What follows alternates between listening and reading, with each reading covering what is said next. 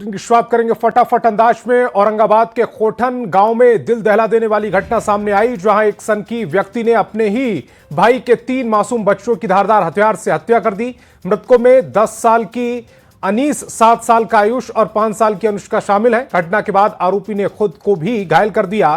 Police ने उसे इलाज के लिए रेफर कर दिया।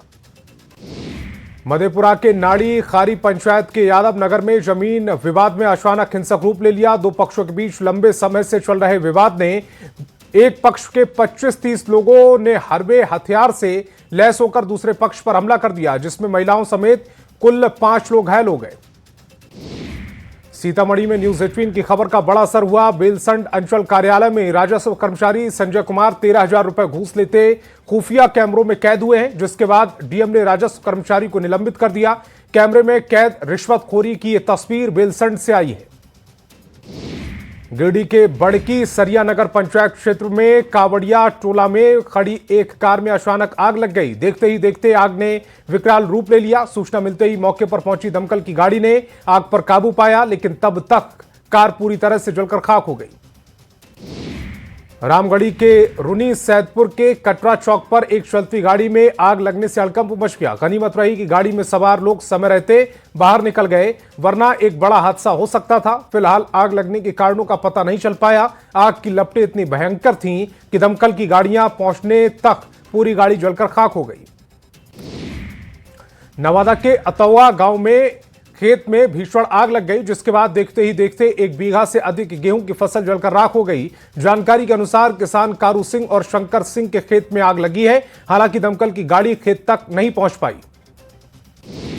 पटना के मनेर में डीजे बजाने को लेकर 2 गुटों के बीच हिंसक झड़प हो गई। मामूली विवाद ने देखते ही देखते मारपीट और फायरिंग का रूप ले लिया। दोनों पक्षों के बीच कई राउंड गोलियां चली हैं। इस घटना में 6 से ज्यादा लोग घायल हो गए। पुलिस ने 2 देसी कट्टा, 1 जिंदा कारतूस, 7 खोखा बरामद किए हैं। मामले में आगे की कार्रवाई की जा रही है।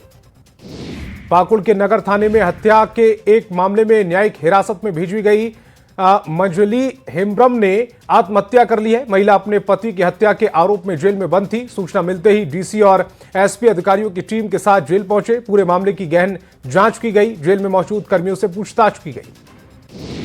चाईबासा के तांत नगर क्षेत्र के खरकई नदी में बालू निकालने के लिए बालू माफियाओं ने पश्चिम बंगाल से लाया मैकेनाइज्ड नाव।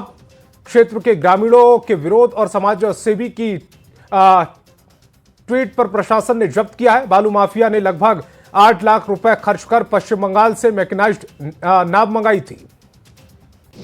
गिरिडीह में एक बिजली कर्मी के साथ बेरहमी से कुछ युवकों ने मारपीट कर दी और उसके बाद जो भी रुपए थे वो छीन लिए। पीड़ित ने हिरोडीही थाने में आवेदन दिया है। मॉब लिंचिंग की कोशिश का आरोप लगाकर न्याय की गुहार लगाई गई। बताया जा रहा है कि 8 से 10 लोगों ने मिलकर हमला कर दिया।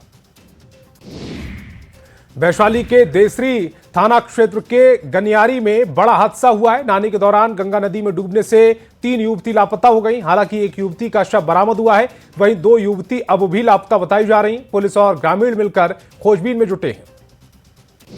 मुंगेर में मामूली जमीन विवाद को लेकर दबंगों ने लाठी डंडों से हमला कर दिया। नानी और नातिन घायल हो गई। मामला मुंगेर के हवेली खड़गपुर थाना क्षेत्र के भावी कूड़ा गांव का है, जहां धान की फसल पर ट्रैक्टर चढ़ाने को लेकर विवाद हुआ।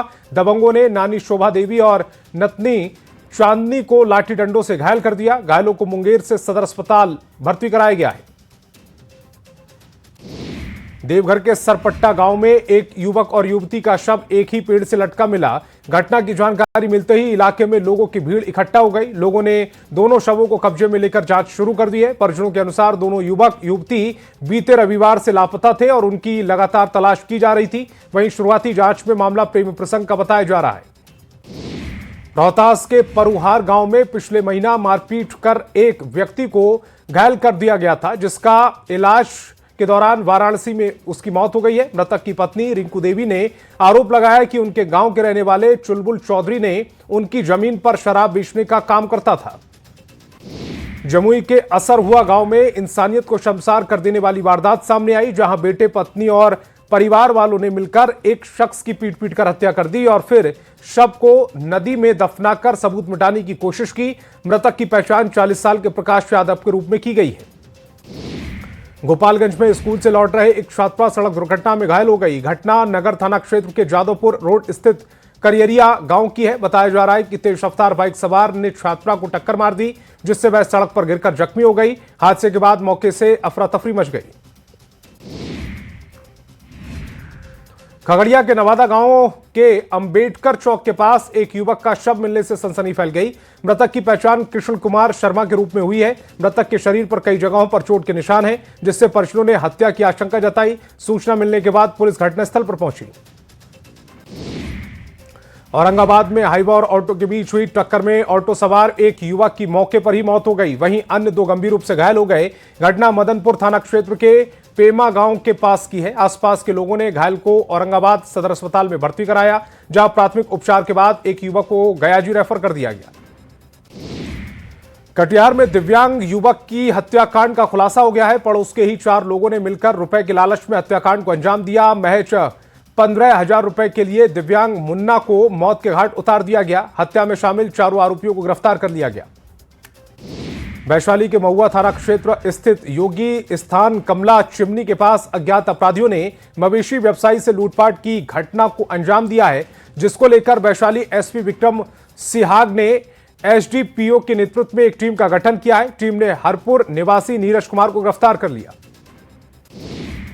बांका में आपराधिक घटना को अंजाम देने की कोशिश कर रहे 3 संदिग्धों को 2 हथियार के साथ गिरफ्तार किया गया है, जिसमें एक देसी कट्टा और एक पिस्टल की बरामदगी हुई है। तीनों संदिग्ध कोई घटना को अंजाम देने की कोशिश में थे। पुलिस छापेमारी कर सभी की गिरफ्तारी कर ली। पूर्णिया के बायसी अनुमंडल के हरिनकोल पंचायत में परमान नदी में डूबने से 2 मासूम बच्ची की मौत हो गई। समय पर एसडीआरएफ की टीम नहीं पहुंचने से लोगों में आक्रोश है। घटना उस वक्त हुई जब एक बच्ची नदी में स्नान कर रही थी और वह डूबने लगी। उसे बचाने के लिए दूसरी बच्ची भी नदी में कूद गई और दोनों बच्ची डूब गईं। धनबाद के बरटांड इलाके में एक बार फिर चोरी की बड़ी घटना सामने आई है, जिससे स्थानीय व्यापारियों में दहशत का माहौल बन गया। चोरों ने इस बार एक मोबाइल दुकान और उसके बगल में स्थित दवा दुकानदार को निशाना बनाया और लाखों रुपए के सामान पर हाथ साफ कर दिया। करीब 8 लाख रुपए के मोबाइल फोन, एक्सेसरीज और नकदी गायब कर दी गई है। बेतिया के बलथर पुलिस ने वाहन जांच के दौरान बड़ी कार्रवाई करते हुए 85 किलो गांजा के साथ 2 तस्करों को गिरफ्तार किया। पुलिस ने तस्करों के पास से एक स्कॉर्पियो गाड़ी भी जब्त की है। मझार पुलिस के पास वाहन जांच अभियान चलाया जा रहा था। इसी दौरान एक स्कॉर्पियो को रोककर तलाशी ली गई। गाड़ी रुकते ही चालक और उसके बगल में बैठा हुआ युवक घबराने लगा। सूत्रों के हवाले से खबर है कि 30 मार्च को नीतीश कुमार सीएम पद से इस्तीफा दे सकते हैं। बिहार विधान परिषद की सदस्यता से भी इस्तीफा दे सकते हैं। सोमवार को 20 साल बाद सीएम पद को से विदा लेने की तैयारी है। राज्यसभा के सदस्य बनने के बाद सीएम नीतीश कुमार पद छोड़ेंगे। बीजेपी के राष्ट्रीय अध्यक्ष नितिन नवीन भी विधायकी से इस्तीफा देंगे। राज्यसभा के लिए निर्वाचित होने के बाद 30 मार्च से पहले इस्तीफा दे सकते हैं। नियमानुसार निर्वाचन होने के 14 दिन के अंदर दूसरे सदन में इस्तीफा देना होता है। 16 मार्च को राज्यसभा के लिए नितिन नवीन और नीतीश कुमार निर्वाचित हुए थे। सीएम नीतीश कुमार के बेटे निशांत कुमार जेडीयू कार्यालय पहुंचे। प्रदेश अध्यक्ष उमेश कुशवाहा, एमएलसी संजय गांधी साथ में मौजूद रहे। निशांत कुमार ने कार्यकर्ताओं से मुलाकात की। जेडीयू ज्वाइन करने के बाद लगातार निशांत कुमार सक्रिय हैं और कार्यकर्ताओं से मिल रहे हैं। निशांत ने कहा कि पिताजी की नीतियों को जन जन तक पहुंचाएंगे। नीतीश कुमार सरकार में पंचायती राज मंत्री दीपक प्रकाश ने आरा परिषद में प्रेस कॉन्फ्रेंस की है। इस दौरान यह स्पष्ट कर दिया गया कि बिहार में पंचायत चुनाव तय समय पर ही होंगे और परिसीमन प्रक्रिया में कोई बदलाव नहीं होगा। प्रमुख और उप प्रमुख के पदों के लिए चुनाव मौजूदा प्रक्रिया के अनुसार ही होंगे। जीतन राम मांझी के राजनीतिक सलाहकार दानिश रिजवान का एक वीडियो सोशल मीडिया पर तेजी से वायरल हो रहा है। वायरल वीडियो में दानिश रिजवान एक पुलिसकर्मी का पिस्टल लेकर फायरिंग करते नजर आ रहे हैं। आरजेडी ने अपने सोशल मीडिया प्लेटफॉर्म एक्स पर यह वीडियो साझा करते हुए राज्य सरकार पर निशाना साधा। हजारीबाग में नाबालिग बच्ची के साथ दुष्कर्म और हत्या के मामले में अब सियासी रंग ले लिया है। इस घटना को लेकर बीजेपी ने राज्य सरकार पर हमला बोला। प्रदेश अध्यक्ष आदित्य साहू ने भी कहा है कि जब से झारखंड में जेएमएम और कांग्रेस समर्थन से सरकार बनी है, तब से कानून व्यवस्था पूरी तरह से ध्वस्त हो चुकी है। मध्य पूर्व के तनाव का असर अब मोतिहारी में भी देखने को मिल रहा है, जहां गैस आपूर्ति प्रभावित होने से उपभोक्ताओं में आक्रोश है। गैस नहीं मिलने से नाराज लोगों ने बाईपास चौक पर जाम लगाकर प्रदर्शन किया है, जिससे आवागमन बाधित हो गया। उपभोक्ताओं का आरोप है कि बुकिंग के बावजूद सिलेंडर नहीं मिल रहा है। गैस किल्लत के चलते बुकिंग करने के बाद भी लोगों में अफरा तफरी का माहौल है। कई जगहों पर गैस लेने के दौरान लगातार झगड़े दिख रहे हैं। रामगढ़ के भुरकुंडा में शीन गैस एजेंसी पर ऐसी ही घटना सामने आई, जहां उपभोक्ताओं और एजेंसी के कर्मियों के बीच हाथापाई हो गई। गोपालगंज में घरेलू गैस की किल्लत की खबरों के बीच डीएम पवन कुमार सिन्हा ने प्रेस कॉन्फ्रेंस कर स्थिति स्पष्ट की है। उन्होंने बताया कि 27 मार्च तक जिले के सभी 46 गैस वितरकों के पास 24,000 से अधिक एलपीजी सिलेंडर उपलब्ध हैं, जो प्रतिदिन की खपत से भी ज्यादा है। डीएम ने कहा है कि घबराने की कोई जरूरत नहीं है।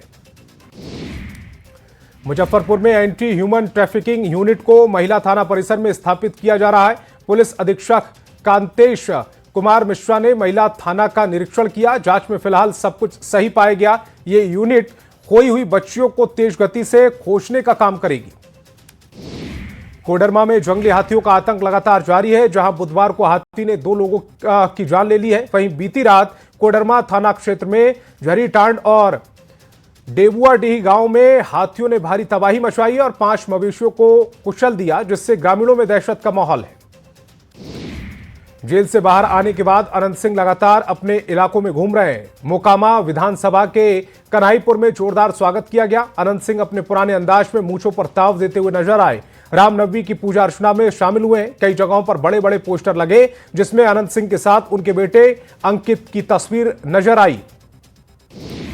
खगड़िया में पिछले 20 मार्च को हुए आंधी बारिश और ओला गिरने से किसानों के मक्का की फसल को काफी नुकसान हुआ है। किसानों को काफी नुकसान उठाना पड़ रहा है। सांसद राजेश वर्मा ने भी किसानों की समस्याओं को लोकसभा में उठाया, किसानों को मुआवजा देने की बात कही। भागलपुर में रेल आईजी एएन सिन्हा ने सुल्तानगंज रेलवे स्टेशन में आरपीएफ बैरक भवन और थाने का उद्घाटन किया है। इस मौके पर रेल आईजी ने बताया कि आरपीएफ बैरक भवन और थाना खुलने से जवानों को बहुत सारी सुविधाएं मिलेंगी। कहा कि क्राइम कंट्रोल के लिए सीसीटीवी कैमरे, अपराधियों की तस्वीर सभी आरपीएफ और जीआरपी के जवानों के मोबाइल पर भेज दी गई। देश भर में रामनवमी मनाई गई। कृषि मंत्री रामकृपाल यादव ने कहा है कि पूरा देश भगवामय हो गया। वहीं ममता बनर्जी के बयान पर पलटवार किया। कहा कि ममता बनर्जी के लोग राम भक्तों पर हमला करते हैं, उनका कत्ल करवाते हैं। सब राम भक्त जाग जाएं, इस बार उनकी विदाई तय है। रामनवमी के मौके पर पटना के डाक बंगला चौराहे पर भव्य कार्यक्रम का आयोजन किया गया, जिसमें सीएम नीतीश कुमार, नितिन नवीन, सम्राट चौधरी, गिरिराज सिंह समेत सभी दिग्गज शामिल हुए हैं। कार्यक्रम में झांकियां निकाली गईं। सीएम ने कार्यक्रम का उद्घाटन किया, जिसके बाद सांसद और अभिनेता मनोज तिवारी ने गानों से संभावाद दिया। रामनवमी पर राजधानी रांची श्री राम की भक्ति में डूबी नजर आई। रांची के तमाम मंदिरों में सुबह से ही राम भक्तों की भारी भीड़ देखी जा रही है। विशेष रूप से राजधानी के पौराणिक और ऐतिहासिक तपोवन मंदिर में श्रद्धालु का सैलाब देखने को मिला है। सीएम हेमंत सोरेन ने भी तपोवन मंदिर पहुंचकर पूजा अर्चना की है। रांची में 400 साल पुराने ऐतिहासिक चुटिया स्थित राम मंदिर में रामनवमी बड़े ही धूमधाम से मनाई गई। मंदिर में लोगों की भारी भीड़ देखी गई। इस मंदिर को मनोकामना मंदिर भी कहा जाता है। यहां बड़ी संख्या में भक्त हर साल पहुंचते हैं। नेता प्रतिपक्ष बाबूलाल मरांडी भी रामनवमी के रंग में रंगे हुए नजर आए हैं। बीती रात रांची के चर्च रोड में बाबूलाल मरांडी लाठी भांजते नजर आए। इस दौरान बाबूलाल मरांडी का एक हुनर देखने को मिला। श्रद्धालु भी अचरज में पड़ गए। इस साल बाबूलाल मरांडी कार्यक्रम में शामिल होते हैं। जामताड़ा जिले में रामनवमी का त्योहार काफी धूमधाम से मनाया गया। महावीर अखाड़ा समिति द्वारा आयोजित कार्यक्रम में स्वास्थ्य मंत्री डॉक्टर इरफान अंसारी के साथ डीसी रवि आनंद, एसपी राज कुमार मेहता शामिल हुए। इस दौरान स्वास्थ्य मंत्री डॉक्टर इरफान अंसारी ने डीसी रवि आनंद के साथ लाठी भांजी। बोकारो में रामनवमी पर संकट मोचक पहलवान अखाड़े में सुंदरकांड पाठ, ध्वज परिवर्तन और पहलवानी का आयोजन किया गया। अखाड़े में सुबह से ही सुंदरकांड पाठ के साथ पूजा अर्चना की गई है। पूजा कर ध्वज परिवर्तन की रस्म निभाई गई। रामनवमी के दिन यहां पूजा अर्चना और ध्वज परिवर्तन के बाद परंपरागत रूप से पहलवानी का आयोजन किया जाता है। मुंगेर में रामनवमी के पावन मौके पर शहर में भक्ति और आस्था का अद्भुत नजारा देखने को मिला है। जिलाधिकारी और पुलिस अधीक्षक के नेतृत्व में भव्य ध्वज शोभा यात्रा निकाली गई। पूरे शहर में जय श्री राम के जय घोष से वातावरण गूंज उठा। महावीर मंदिर में गाजे बाजे और महावीर पताकाओं के साथ भव्य ध्वजा शोभा यात्रा निकाली गई। छपरा में रामनवमी के मौके पर शोभा यात्रा समिति की ओर से भगवान राम की भव्य शोभा यात्रा निकाली गई। नगर निगम की मेयर लक्ष्मी नारायण गुप्ता के नेतृत्व में निकाली गई यात्रा में आकर्षक झांकियां प्रस्तुत की गईं। खासतौर पर राम सेतु के तैरते हुए पत्थर की झांकी लोगों में आकर्षण का केंद्र रही। शोभा यात्रा को देखने के लिए बड़ी संख्या में लोग जुटे। सीवान शहर में प्रभु श्री राम के जन्मोत्सव पर भव्य शोभा यात्रा बड़े उत्साह के साथ निकाली गई। गांधी मैदान में शुरू हुई इस यात्रा में हजारों श्रद्धालु शामिल हुए, जिससे पूरे शहर भक्तिमय हो गया। जय श्री राम के जयकारों से वातावरण गूंज उठा और जगह जगह फूलों की बारिश की गई। बोकारो के प्रसिद्ध श्री राम मंदिर में रामनवमी के मौके पर सुबह से ही श्रद्धालुओं का तांता लगा रहा। मंदिर परिसर पूरी तरह से भक्तिमय नजर आया। पूरे इलाके में धार्मिक उत्साह चरम पर है। बड़ी संख्या में श्रद्धालु मंदिर पहुंच रहे हैं, पूजा अर्चना कर रहे हैं, भगवान का आशीर्वाद मांग रहे हैं। धनबाद में रामनवमी पर हीरापुर हनुमान मंदिर में भक्तों की भारी भीड़ उमड़ पड़ी। बड़ी संख्या में श्रद्धालु विधि विधान के साथ पूजा अर्चना कर रहे हैं और वीर बजरंगी को झंडा, फूलमाला तथा प्रसाद अर्पित कर रहे हैं। जमशेदपुर में रामनवमी धूमधाम से मनाई गई। शहर में 300 से अधिक रामनवमी अखाड़ों में अलग अलग करतब दिखाए गए। कदमा भाटिया बस्ती अशोक पथ के पास हनुमान मंदिर में पूजा कमेटी के सैकड़ों युवा नवमी के दिन पूजा के बाद 101 बार हनुमान चालीसा पढ़ते नजर आए हैं। साथ ही सभी युवाओं ने नशा से दूर रहने का संकल्प लिया। नालंदा जिले के बिहार शरीफ में भी विशाल रामनवमी जुलूस निकाला गया, जहां बड़ी संख्या में श्रद्धालु भाग ले रहे। इस दौरान कई तरह की झांकियां प्रस्तुत की गई। यूपी और झारखंड से झांकी सिंगा को भी मंगाया गया। बीजेपी विधायक डॉक्टर सुनील कुमार भी शामिल हुए। रामनवमी के मौके पर बाढ़ के बाहापुर में राम जानकी मंदिर से गाजे बाजे और आकर्षक झांकियों के साथ भव्य शोभा यात्रा निकाली गई। इस दौरान सैकड़ों की संख्या में राम भक्त शामिल हुए और पूरा माहौल जय श्री राम के जयकारों से गूंज उठा। सुरक्षा व्यवस्था के भी पुख्ता इंतजाम किए गए। आरा में रामनवमी पर्व को लेकर चारों तरफ धूम है। विशाल रामनवमी शोभा यात्रा निकाली गई, जिसमें लाखों की संख्या में राम भक्त शामिल हुए। इस रामनवमी के दिन भोजपुर जिले के सांप्रदायिक सौहार्द की ऐसी मिसाल दिखी। राम भक्तों के लिए मुरब्बा से लेकर शरबत तक का इंतजाम किया गया। गुमला चैत्र नवरात्र की महानवमी के मौके पर मां दुर्गा की पूजा बड़े श्रद्धा और उत्साह के साथ की जा रही है।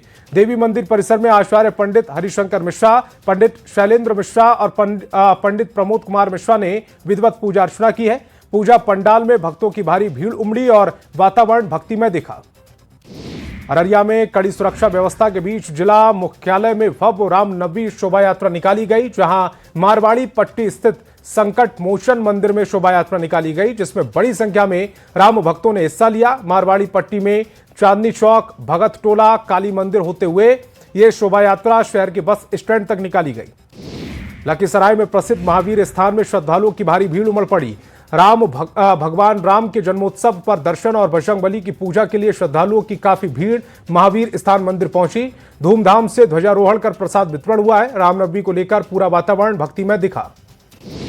मधेपुरा में भव्य और ऐतिहासिक रामनवमी शोभा यात्रा का आयोजन किया गया। पूरे शहर में श्रद्धा, आस्था और उत्साह का अद्भुत संगम देखने को मिला। शोभा यात्रा में गाजे बाजे, ढोल नगाड़े और बैंड की धुन पर राम भक्त जमकर थिरकते नजर आए। जगह जगह लोगों ने फूल बरसाकर शोभा यात्रा का स्वागत किया। जमशेदपुर में रामनवमी को लेकर पूरा देश जश्न मना रहा है। वहीं पूरा शहर हनुमान जी के पताका से ढका नजर आ रहा है।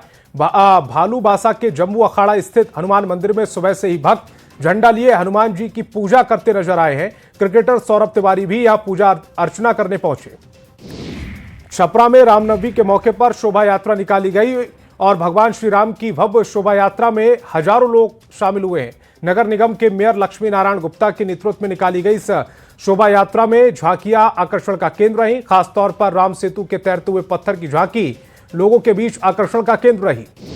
गोपालगंज में 2 दिवसीय थावे महोत्सव को लेकर जिला प्रशासन ने तैयारियां तेज कर दी हैं। थावे के होमगार्ड मैदान में 28 और 29 मार्च को महोत्सव का आयोजन होगा। डीएम पवन कुमार सिन्हा के निर्देश पर डीडीसी गौरव कुमार की अध्यक्षता वाली समिति ने सांस्कृतिक कार्यक्रम के जरिए स्थानीय कलाकारों का चयन किया।